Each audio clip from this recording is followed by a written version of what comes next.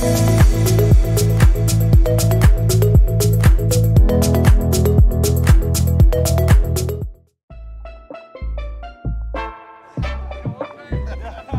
are here celebrating the new development adjacent to the Cape Town Stadium called The Granger. This is going to be a fantastic new development, mixed use, hotel and retail all in one. A development that embodies the pioneering spirit that transformed this very land all those years ago. It's really going to bring this space alive with new activity, and this is what we want to see across Cape Town.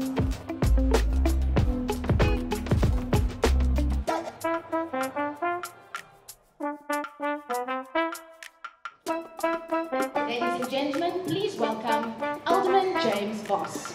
Please welcome the Group CEO of Veenstra Group, Pieter Veenstra. Please join me in welcoming the Executive Chairman of Devmark Property Group, Hein Ehlers. People that have been invited to this event is a mixture of quite a number of city officials that have been instrumental in getting the project to where it is, and obviously going to play a pivotal role going forward, and a number of stakeholders that are potential investors in the product that we're going to deliver in the Granger. So for the people here and for the public in general in Cape Town, we say watch the space and watch the site. It's going to be big, it's going to be great, it's going to be beautiful. Welcome to REI Investor Talk, where we bring you cutting-edge insight from the people shaping South Africa's property landscape. And today we have two visionary leaders behind one of Cape Town's most exciting and ambitious new developments, The Granger. It's a landmark mixed-use project rising in the heart of Greenpoint.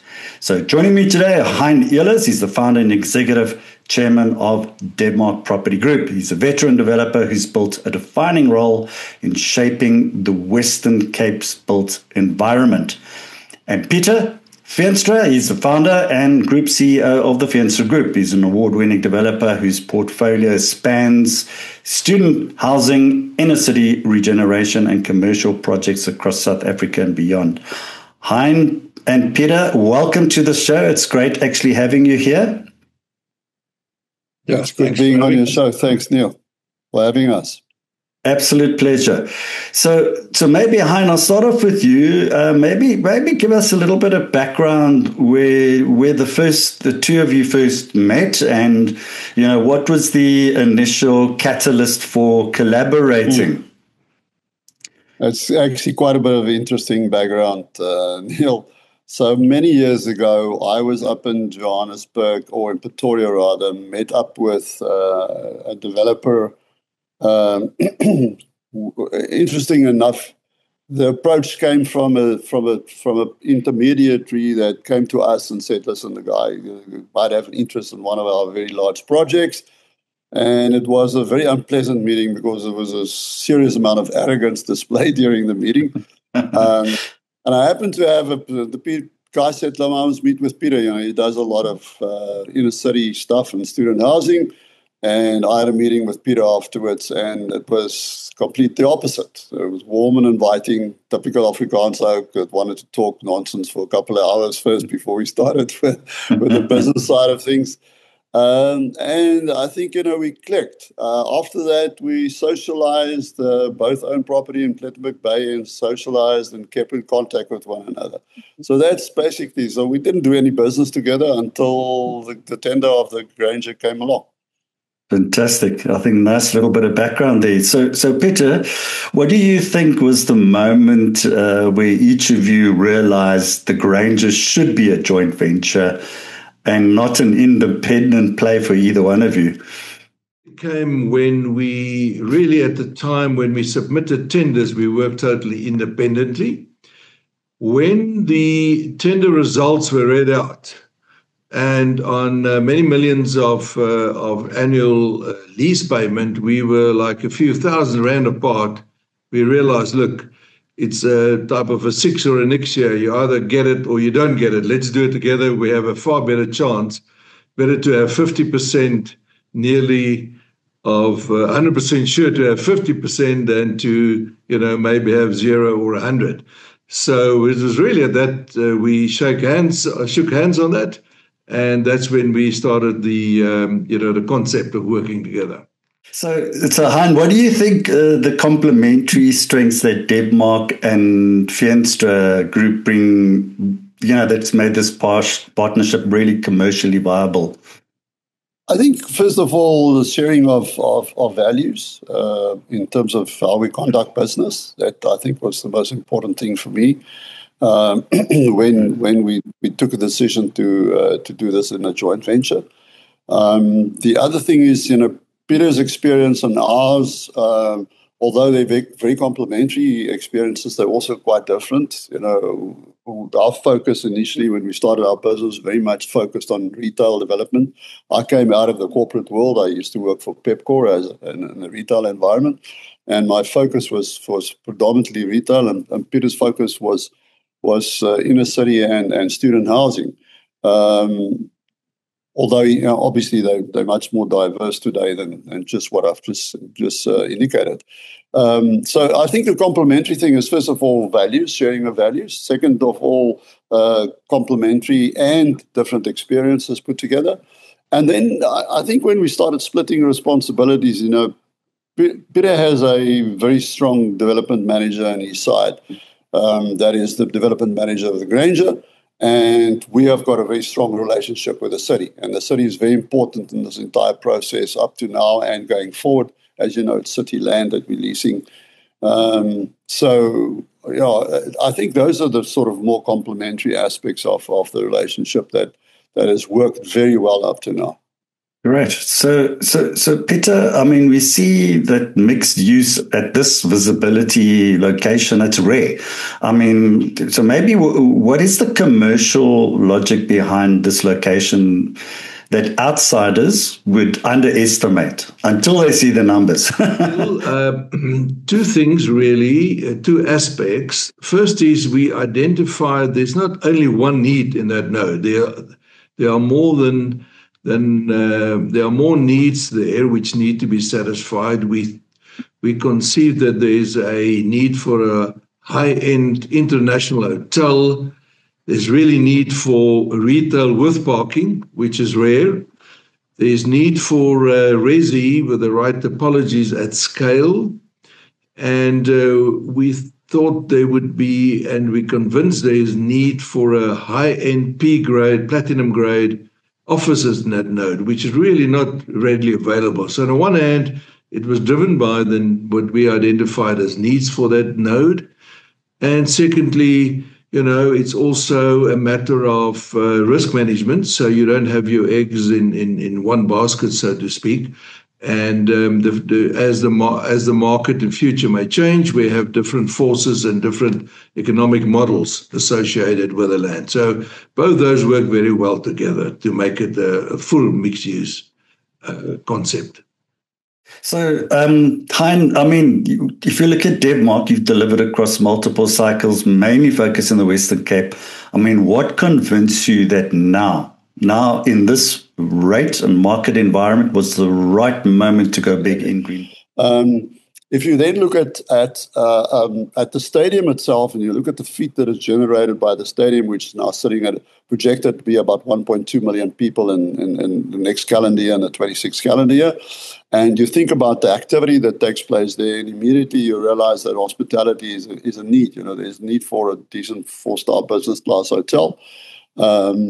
And which can feed off what is happening in the stadium, just as a base of getting a base of support. At the same time, Peter has already mentioned, I think there's a need for offices. We know that Cape Town's office market has now bounced back very strongly, and specifically in the A-grade space. We also know that the rentals are reaching record levels and going over 300 rand a square meter already. And we can see what's happening on the waterfront, the type of development that's happening on the waterfront. So from a timing point of view, I think our timing is perfect, in fact. We're out of the ground. Top structure construction will start probably in February. And our timing is perfect. Great. I don't think we could have hit it better than what we have done, yeah. Absolutely. So Peter, I mean, you've delivered inner city, student housing, commercial, residential developments. So, I mean, what specific lessons from those verticals you think directly shaped the Granger's design logic? On the residential side, we have a lot of experience, the topologies and the product for the right market segment. We understand that very well, and we think we can add some value coming through that. On our office developments, all the office developments we've done to date are really of iconic nature or are a very attractive nature. We believe there's value in an attractive, aesthetically pleasing development, and we've done some of those, a number of those, and we brought that sort of philosophy into this design as well. And we think it's going to be something which is timeless, which is going to be very attractive, and which, you know, tenants and buyers will be proud to be associated with. So Hein, I mean, you've called this a generational asset. Can you maybe expand a little bit on that? What defines generational in your world? I mean, is it the IRR, profile, precinct contribution, or the legacy value? I think it's a combination probably of the points you just made. You know, I think to me, you know, I always look at buildings, and some of them I've developed over years of 34 years, and I always think to myself, if I drive past them, you know, 34 years or 30 years or 20 years later, would I be ashamed of what I've done, you know, or am I proud of what I've achieved? Because there's elements to development, you know. One of obviously the prime element to it is to make a profit. But, you know, you can make a profit and you can have something of lasting value. And I think the aesthetic design of this building specifically starting to sort of blend in a little bit with this iconicness and the sort of very very upmarket style of the stadium. That in itself is, you know, you can look at it and say maybe it's something that will date. I've studied it when they were throwing the designs around, and we were looking at it, you know, and the more it got more finite in terms of what the end product is going to look like. I came to the conclusion that it actually got wheels for many, many, many, many years. You know, it's just something that's not going to be outdated in 10 or 15 or 20 years from now. So I think to me, it's a legacy thing. You know, it's a prime site. It's a very sensitive site to a great extent because, you know, that whole common is now they've driven Cape Town City is driven to make the common you know, sort of a serious place where people can go and relax and visit and walk through the common and the gardens and everything else. So from that point of view, it's an extremely unique site. And I keep on saying and using the word, you know, and it's iconic and everything else, but it really is. You know, it's just an amazing site.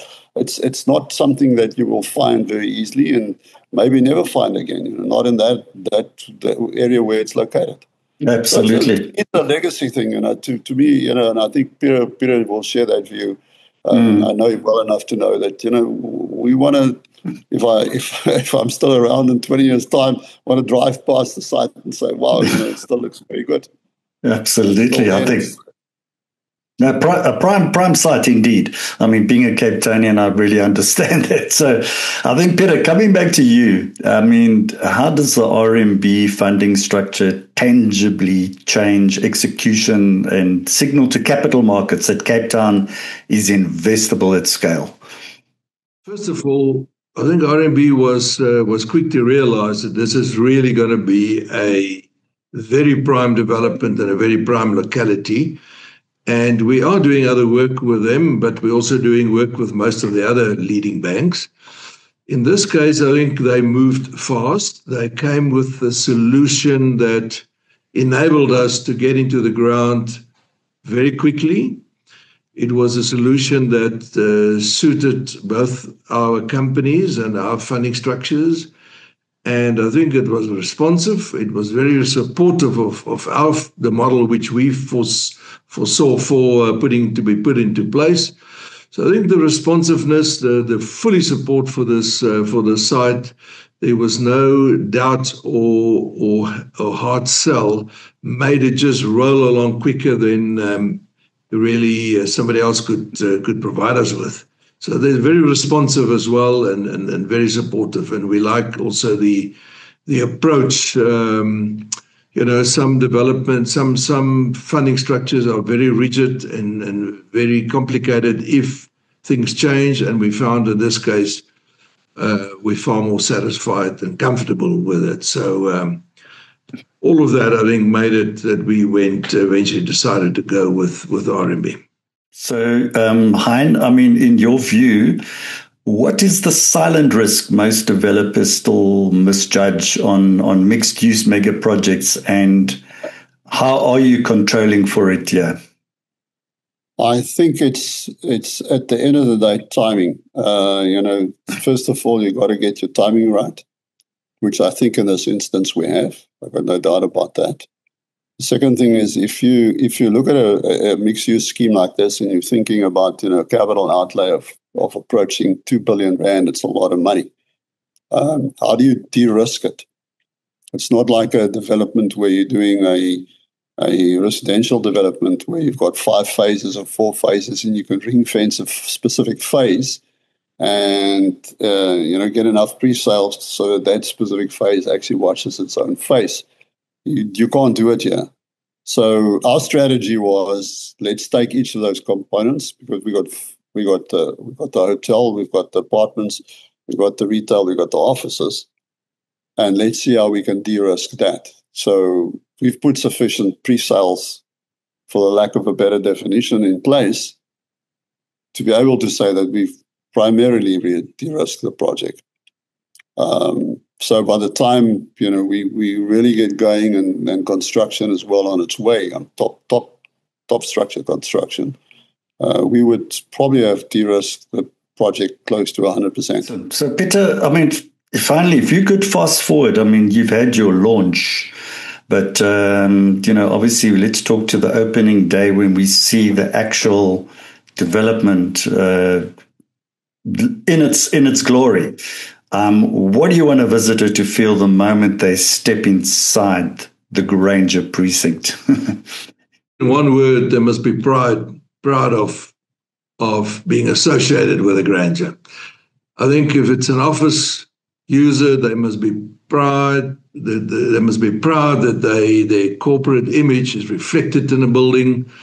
If it's somebody in the hotel and the resident must be proud. They must be proud of the development, and because we think it will stand out, it is iconic, and see a long-term association with the project going forward. So Hein, maybe just in closing, if you had to define the Cape Town playbook in terms of development and expansion in the next decade, in one sentence, what is it? Or maybe you can have a few sentences. I was going to say, Neil, one sentence.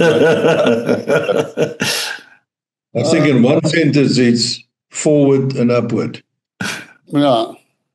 I mean, if you want to make it short and sweet, but I mean, in a little bit longer version of what Peter just said is, I think Cape Town, purely from a municipal point of view, and in terms of the investment and infrastructure, the city is going to grow. The city at this stage is international, but it's still not at that level where you can talk about a Paris or a Monaco or whatever it is. Although it's been rated numerous times as being one of the best cities in the world, I think in terms of pricing and residential pricing, it's still got a way to go from a European or American point of view. If you have to buy it with dollars and euros, it's still relatively cheap compared to the quality that you get, the lifestyle that you get, if you compare that to some of the other cities in the world. No, I think nicely put. Peter, your closing thoughts, and maybe I'll ask both of you just in turn, because this is, I mean, really most people, and being in the industry and to see you two getting involved, this is certainly an iconic development in that area. That's what I've certainly got to add to that. But your closing thoughts about the Granger and your Cape Town involvement there, Peter? Maybe add that we are very in general for Cape Town, the city. It's been very supportive in this whole process. It's a very complex process. It took a number of years to come where we are. They've been responsive, they've been supportive, they've been very thorough and very correct in their processes, and that took a lot of time. But I think they need to be commended for that. Secondly, I think we just want to put it out there to the market that there's some of the best officers in the node. You will be available, talk to us, and the retailers. We think it's going to be a fantastic component associated with the stadium. It's a no-brainer. Come and talk to us. And anybody interested to be renting or acquiring a portion of it, come and talk to us, and let's see how we can take this success story forward. Hein, your closing thoughts? Any final words that you'd like to add there to Peter's? Yeah, Peter has articulated it quite well, Neil, but to me, if I can just say something, I'm extremely excited. I'm very excited about this project.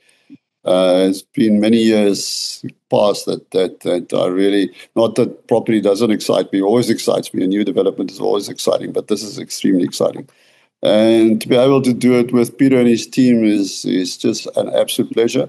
And then just to add to what Peter said, the support specifically from the city has been phenomenal, and we really appreciate it. Wonderful. Hein, Peter, thank you both for joining us today and for sharing the story behind the Granger. It's clear that this is more than just a development. It's a statement about where Cape Town is headed and the confidence investors have in its future. And to our viewers, you can follow the Granger's progress and learn more about South Africa's evolving property market at rei.co.za.